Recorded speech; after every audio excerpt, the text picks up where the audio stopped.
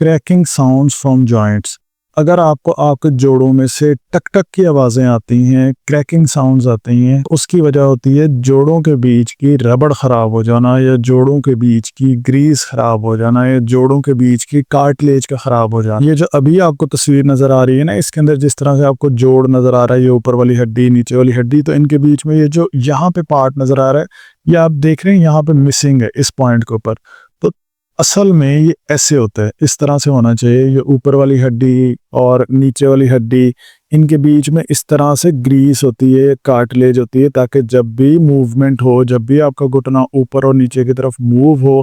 कोई भी जोड़ अगर मूव हो, तो उसके बीच के अंदर इस तरह के रबड़ होनी चाहिए जो कि इसे कुशन प्रोवाइड करे और बीच में इसके फ्रिक्शन ना हो। लेकिन हमारी एज के साथ साथ, हमारी उम्र बढ़ने के साथ साथ, ये घुटनों के बीच में, ये जोड़ों के बीच में ये वाली जो रबड़ होती है, ये कम होती जाती है। और जब ये कम हो जाती है तो हमारी हड्डी दूसरी हड्डी के ऊपर डायरेक्ट, जब हम मूवमेंट करते हैं ना, जब हम हरकत करते हैं, घुटना मोड़ते हैं, सीधा करते हैं, किसी भी जोड़ को जब हिलाते हैं, तो हड्डियां आपस में रगड़ती हैं, यानी ऊपर वाली हड्डी दूसरे वाली हड्डी के साथ रगड़ती है और बीच में किसी किस्म की रबड़ नहीं होती। ये ना होने की वजह से हमें बाहर से आवाज़ आती है जब हम अपने जोड़ के ऊपर हाथ लगाते हैं, या हाथ ना भी लगाएं, जिन लोगों का सवेयर हो, यानी कि कंडीशन बढ़ जाए, तो उनको क्रैकिंग या टक टक की आवाज़ें आती हैं। तो ये वजह होती है जिसकी वजह से हमें अपने जॉइंट्स में से क्रैकिंग साउंड्स आते हैं।